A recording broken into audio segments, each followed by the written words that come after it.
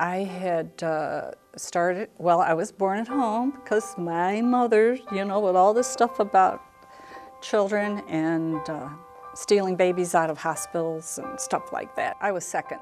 I had a brother older than I was born at home. My brother was born at home because she wanted to make sure she was getting her own baby. So that was a definite thing she brought from her background with her father being an undertaker, My parents moved into that neighborhood after they were married, and they used to live near downtown Chicago.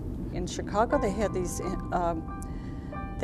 ethnic neighborhoods, and I, as a child, just loved going into ethnic neighborhoods.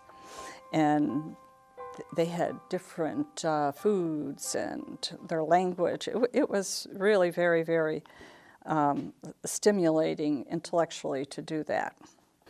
And they were telling everybody to move out to the farmlands because of the illness that they were experiencing in Chicago. So they moved, and my mother was very conscious of this, so they moved out to the farmlands, which was Mount Greenwood, is annexed to the city of Chicago in 1922. And my father's father was the police chief there, so he became part of the police in Mount Greenwood. My dad did not go to war. He was like 33, and he worked at Joanna Western Mills. He worked 72 hours a week. He was working. He worked in the factory as a foreman in the color mixing department. They made shades, so he would match the colors to make sure that they had that for the shades.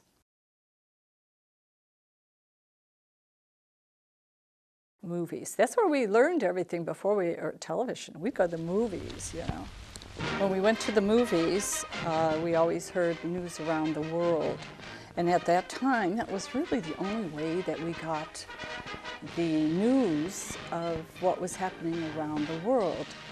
And we would go to the movies, and we would hear a lot of patriotic music, and that my mother would always, she'd say, "Oh." And I would say, what? And she would say, well, every time they start the patriotic lift of spirit, it means something's going to happen.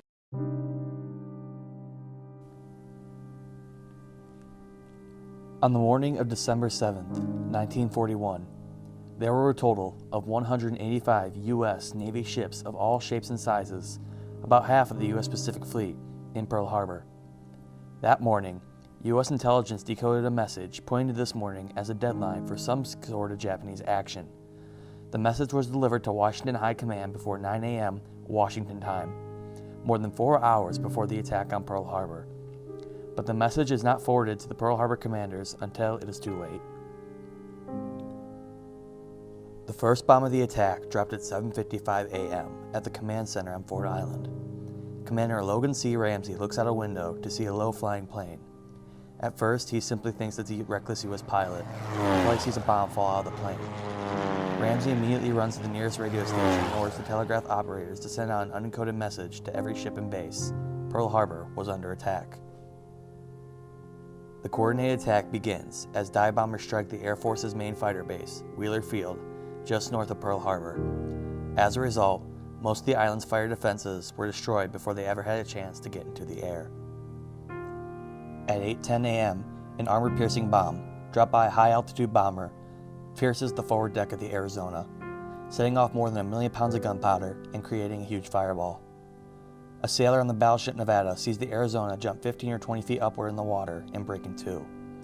In 9 minutes, the Arizona and 1,172 crew members are at the bottom of the harbor. The second wave began. 35 fighters, 78 dive bombers, and 54 high-altitude bombers begin their attack at 8:54 a.m. and are met with heavy anti-aircraft fire. Bombers attack the Navy Yard dry dock and hit the battleship Pennsylvania. Another bomber hits oil tanks between the destroyers Cassin and Downs. Onboard ammunition explodes, and the Cassin rolls off her blocks and into the Downs. At 9:30 a.m., a bomb blew off the bow of the destroyer Shaw. Pieces of the ship rained down for almost half a mile away, creating one of the most famous and well-known images of Pearl Harbor. Japanese pilots urged for a third strike, for they believed that if they hit the gasoline tanks of the harbor, the Pacific Fleet would be crippled for weeks. But the Japanese superiors rule out third strike for one reason: the location of the 2 escaped U.S. carriers are still unknown. From the ships and airfields come the wounded. Some are horribly burned. Bullets and shrapnel riddle others. Some hospitals are forced to lay out casualties on lawns. Medics have to convert barracks, dining halls, and schools into temporary hospitals. For many severely wounded and dying men, all nurses can do is give them morphine to ease their pain. Trucks become ambulances and hearses, and the death toll eventually reaches 2,390 people. Dolores, along with her family, intently listened to their radio with total shock as President Roosevelt recounts the horrors the Japanese committed at Pearl Harbor. And once Roosevelt makes the request to declare war against Japan, the Ford family, as well as the rest of the United States, realized that they were now a part of World War II. It was really shock because, you know, you live so many years, and my mother and that generation where nobody dares hit your border, you know. We were very confident, and sometimes your confidence, you know, is always like, never will someone come to our borders, and never, you know, it's always over there. You know, we're always fighting over there. We go help them.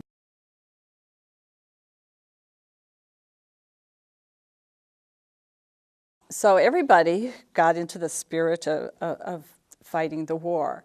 And it just didn't happen suddenly because, you know, we were actually supplying goods and materials to England.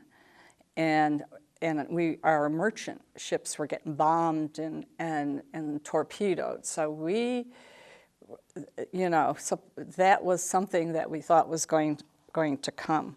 My father always said, well, you know, everybody, you know, because when you had a person in the military, you had this little flag that you could put in your window, and if you had one star on the flag, person in the military. If you had two, you had 2 stars, and everybody was really proud of that, that they had the flag. Well, we didn't, because no one in our family was in the military. They were obviously enlisting men. And in that time, it was conscription. Every male had to register for the draft. It's actually called the draft. And every male had to register. And then you had to go down and have a physical. Well, you know, there were such things as, if you got a 4F, then you didn't have to go. You know, that was your rating. If you got a 4F, you didn't have to go. And they were giving men 4F for flat feet. But my uncle, I don't know why they took him, because he had a back problem.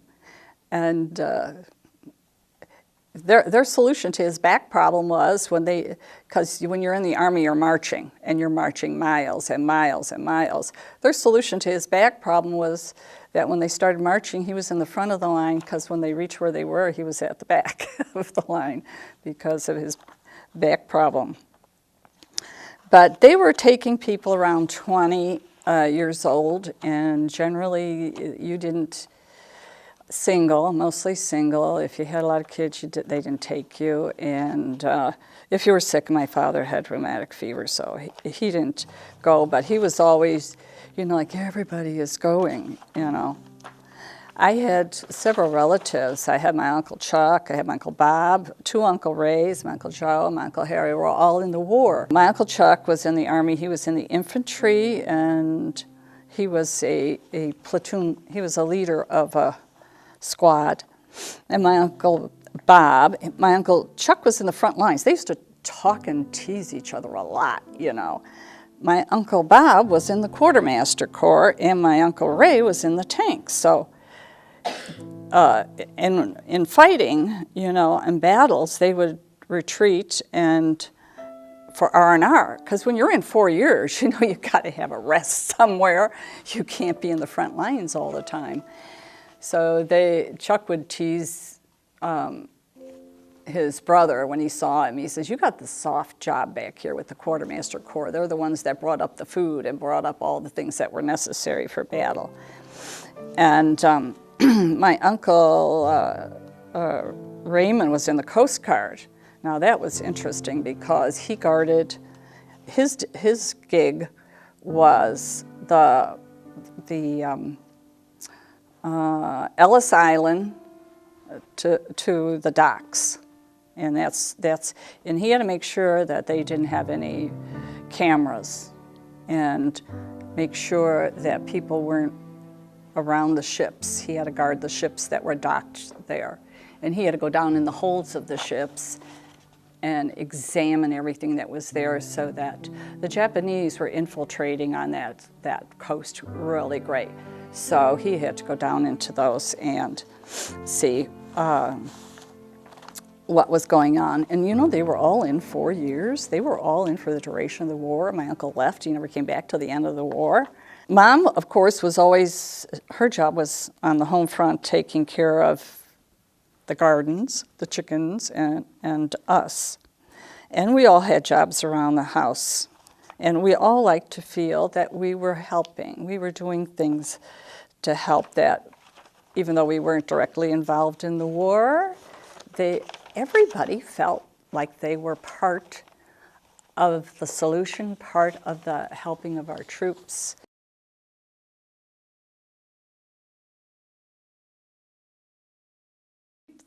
One got into the spirit of fighting the war, and this became part of our everyday life.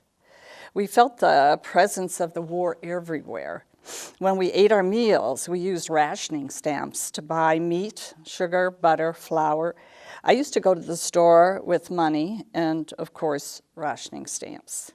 My mother would carefully count the money in my hand, and of course, being small, she'd only send me for 1 or 2 items. The other thing, getting into the spirit of the war, you had, you know, they did everything.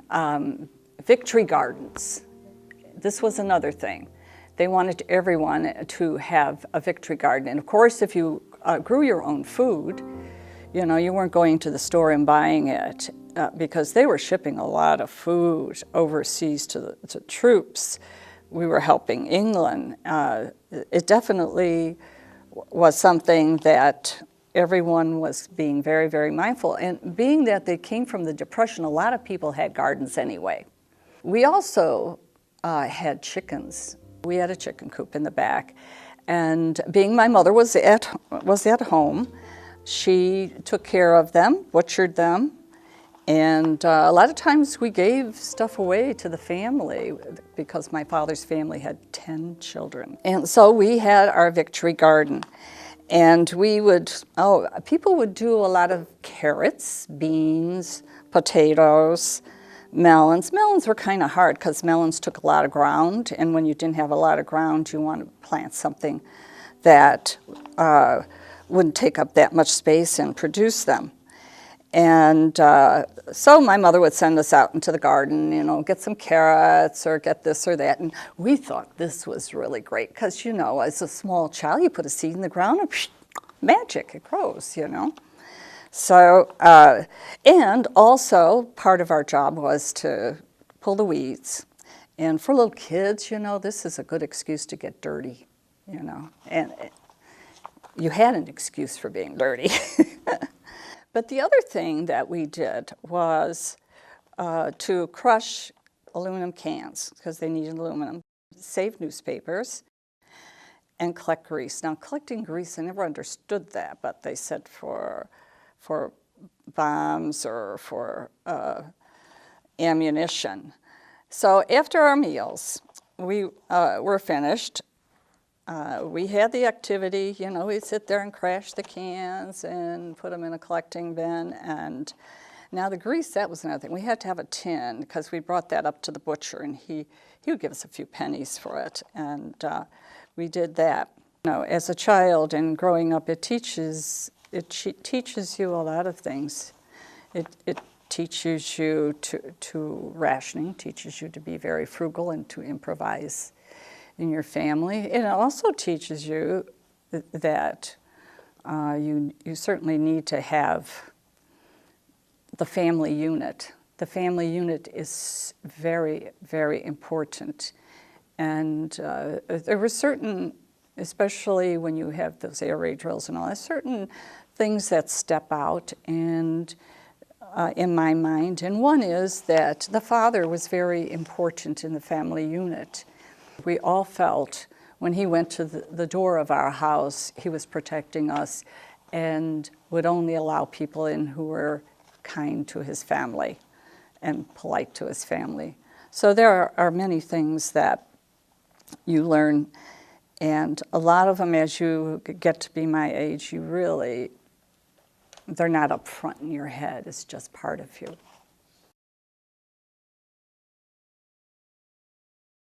Rationing stamps. Everybody in the family had a book with their name on it, and sometimes we had those little, like, coin ones too, that we would get extra.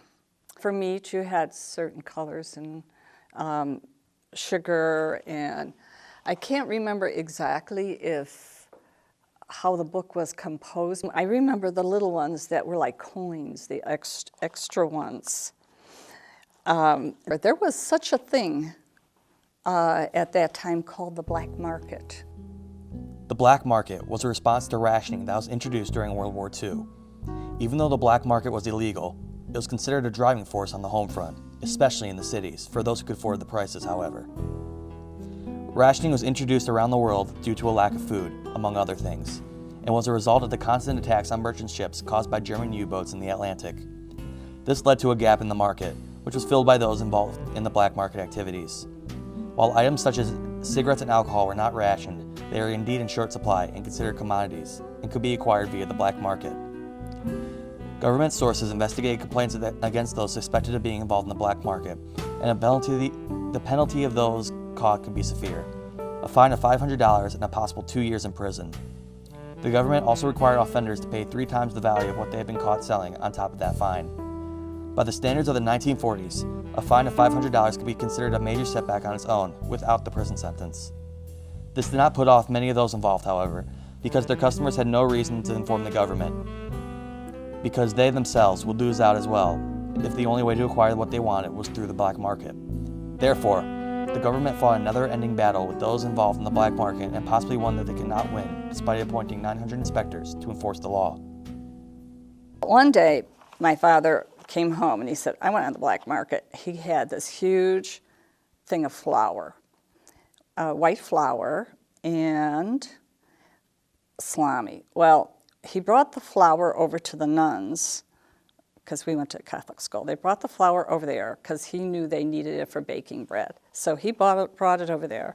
And now the salami sounds kind of funny, but my parents always had the idea, because I had this thing I was born with, that salami was the thing that was going to help cure me. And so they fed me a lot of salami and cod liver oil. Well, they were in the military. My mother was always sending letters to them. They used to have stationery actually created. They had a little joke or graphic here, and if it was the Army, it was kind of tan, and it had a cartoon. It's better, cartoon. And you would write on it, and then you would get envelopes that had the little cartoon on it too. And if it was the Navy, it was blue, and they would have a Navy man and a cartoon on there. And I think it was just the two, because those were all I saw. And so she was always writing them. And we would get letters back, but you know, at that time, I would see the letters, and you hold it up, and they would cut anything out in the letter. See, everything went to San Francisco. You never knew where your uncle or anyone in the military was. There was no address on the letters. It all went to San Francisco, and from there, they disseminated all over the world where the troops were. And so in San Francisco, they had all these people, evidently, who were going through your mail, taking out words, because of spies, to know where troops were located, where troops were going, because sometimes the men would say, oh, we're in the Hawaiian Islands, it's beautiful, or we're here and we're dug in, or something like that. And they didn't want that information because of spies.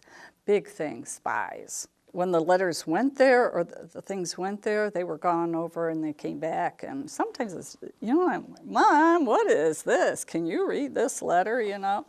And it looked like shredded paper. I don't know what they cut it out. Some of it was so fine, they must have used little razors to cut them out.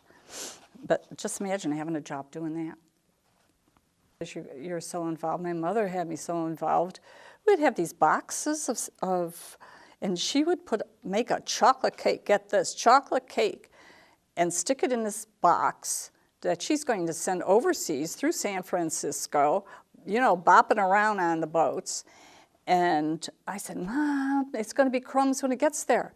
Oh, no. She says, I'm stacking stuff around to keep it so it's not going to move. And Uncle Chuck always asks me to send steel wool for it so he can shine his buttons. So I'm going to put that in the wrapping and stick it here and stick it there, you know. And and he would always give us response back, you know, when he got the cake.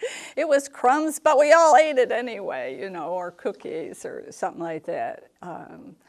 But there was, I don't know, I think there was a very close feeling amongst our family members, and we always tried to do something to help them.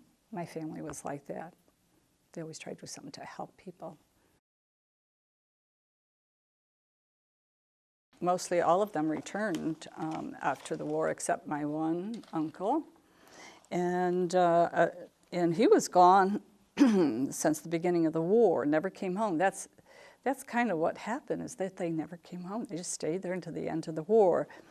And he was killed in Luzon, and that last push in Luzon when the Japanese had all these people in concentration camps, and they were looking so bad. I didn't know where my uncle was. And so I thought, well, I'll call my cousin who was in the Marines. And I said, and he has a lot of this. And I said, where was he when he got killed? And he says, I don't know. I said, because they had all these battles on every side of the island, Luzon. He was killed on Luzon. And he says, I really don't know. He says, but he was killed 2 weeks before the end of the war. And he was leading his squad. He was a squad leader. You know, they were the first ones in. He was killed with, against the Japanese, he was killed with machine gun fire. And so it seems, it was very hard to know where your relatives were killed, you know? I mean, see, like, you know, I mean, Luzon's pretty big. We really didn't know that. There's just, and there's his memorial is in Washington, D.C. He's listed as a hero, my uncle is. It wasn't long after the death of Dolores' uncle, Charles Curfin, that World War II would end. The United States, having endured 44 months of war following Pearl Harbor, and sinking every one of the Japanese aircraft carriers, battleships, and cruisers in the Pearl Harbor Strike Force, had reached their breaking point. In an effort to finally end the war, the U.S. unleashed 2 of the devastating atomic bombs, one on Hiroshima and one on Nagasaki, and finally backed Japan into a corner. When Japan signed the surrender document on September 2, 1945, a victim of Pearl Harbor, the USS West Virginia, was among one of the several U.S. warships in Tokyo Bay. World War II was finally over, and its soldiers could finally return home to their lives and to their families.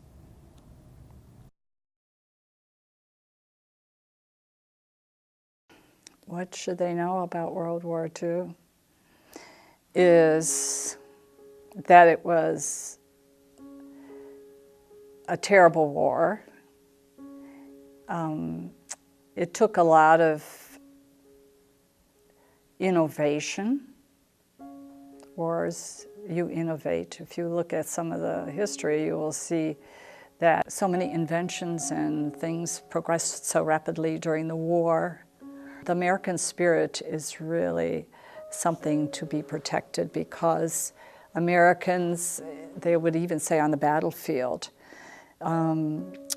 if the leader is killed, the rest of the troops don't know what to do. Americans, the leader is killed, next one steps up is the leader. They take charge. And that's just what we do, you know, a lot of innovation.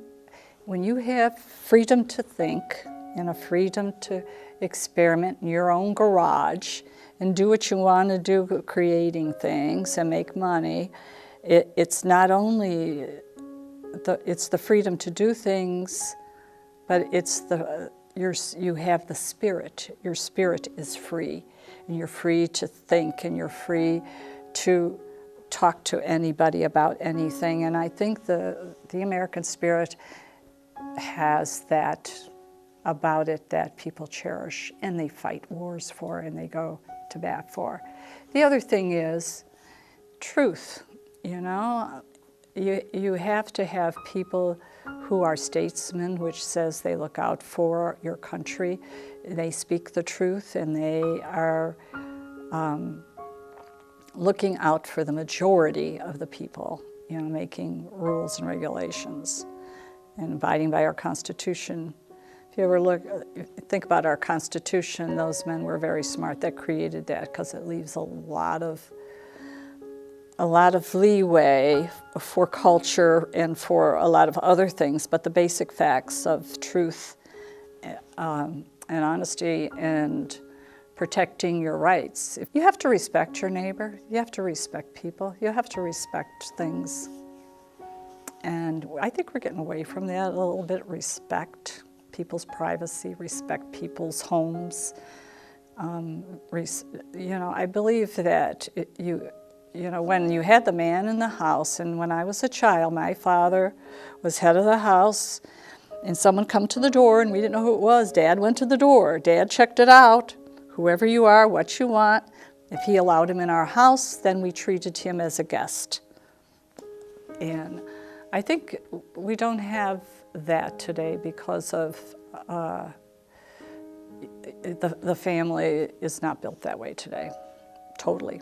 But it's a very emotional thing, and people seem to want to go and see what caused that emotion, you know, what caused that. Or you're looking for answers when you go to places like that, to more, you know, Q on Pearl Harbor and Krakow. You go there and you're kind of like, why? You know, is there something here that caused this, or is there something that, you know, I just think there's always questions when you go to visit places like Pearl Harbor. Questions, why didn't someone do their job? Questions, Krakow, who didn't speak up, you know? You seek out a lot of those thinking you're going to get an answer, but you don't.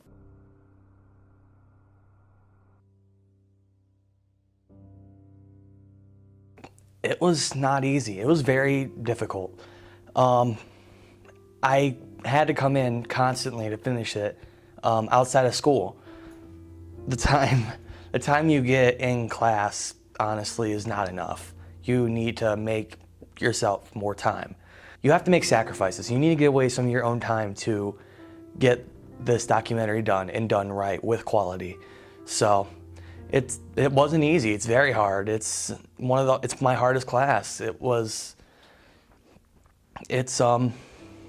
It's crazy just to think about that. And you know, Vet Doc's also really changed me because of that too. The difficulty, it's kind of forced me to come in, and I never really had a work ethic until now, you know.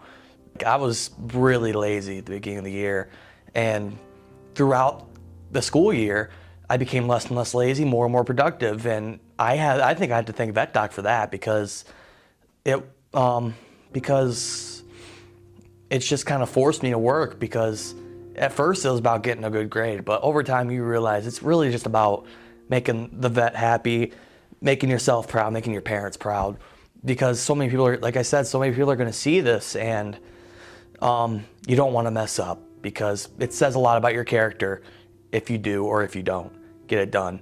So it's important. It's more important than anything to me, really. The classmates are willing to help you wherever you are. Everyone's kind of your friend in vet doc. There's no like people that don't like you. Even if there are, you guys kind of set aside your differences and get the job done, you know? The teachers are also very helpful. They're just as helpful to students, even if more so. They're willing to answer your questions, but they kind of leave everything for you to discover, you to figure out. So it's kind of, it's good. It's a good thing, because you kind of learn more about yourself and what you can do if you're kind of left to your own devices, you know? But the other students are willing to help, willing to share their knowledge. Everyone's willing to help each other out in vet doc. It's a good, friendly place to work and learn, and I'm so glad I was able to be a part of it, you know? It was just, it's really good. The teachers are, you know, they can be harsh at times. The teachers can be harsh. They can be yelly. They can get mad at you, but, you know, it's kind of all for your own good. It's like, I'm gonna tell you, every time Mr. Stange or Mr. Johnson was yelling at the class, after they were done, I was so like, angry in a good way. I was motivated. I wanted to get that thing done. I wanted to prove them wrong. So it's a good thing for them to yell at you like that, because it kind of boosts your productivity, you know? It makes you more willing to work, more willing to get things done, and it makes you realize that this class isn't about you. It's about the person that you're making the documentary for, and you want to make it good just to make them happy, you know? The class is very important to me, solely because it's changed me so much. Like, to me, this is more than a class. It's a motivation maker. It's a teacher. It's shown me so many things, and I feel like because of it, my work ethic has improved. My ability to get things done has improved as well, and I really appreciate that from the students and the teachers. And vet doc has kind of really changed me for the better, absolutely for the better. You know, I've only met Dolores a couple times, and but since I've been working on her footage so much for my documentary, I feel like I know her so well, despite the fact I only met her 1 or 2 times. I feel like I kind of made a friend in her, so to speak, because when I talk to her, Dolores is funny. She's a goofball. She's very friendly as well, and it's fun talking with her, because, you know, it's always fun to talk with someone with that positive energy, that optimism in their voice. And hearing that throughout my documentary, I feel like has kind of driven me to get it done to the best of my ability. And I'm really excited for her to see it as well as her family. I can't wait, and I really hope she enjoys it. The class does more than teach you. It kind of connects the generations, you know? Because we're interviewing these veterans, we're making their lives into a film. You know, you learn so much about them, and I'll tell you, don't take it from me, all the students in the class have found some way to connect with their veteran, more or less. They'll be talking to them on the phone. Stange and Johnson know this for sure as well, that this is one of the main key factors in vet doc, is connecting with your veteran. It's a good experience for everyone to connect this generation to the last, because it kind of bridges that gap between worlds and kind of gives people hope for the future, you know? I'm so glad that I was able to be a part of it. It connected me to a new generation. I am so appreciative that the teachers are able to pull this off, because I was able to be a part of it. And more than anything, I really hope that this class grows and grows and grows, because the people who work at this class deserve it, and the veterans deserve the chance for their stories to become bigger than, you know, little family talk, you know. Every veteran deserves to have their story told, and I stand strongly by that. And vet doc gave me the experience that I will never forget, and I appreciate every second of it.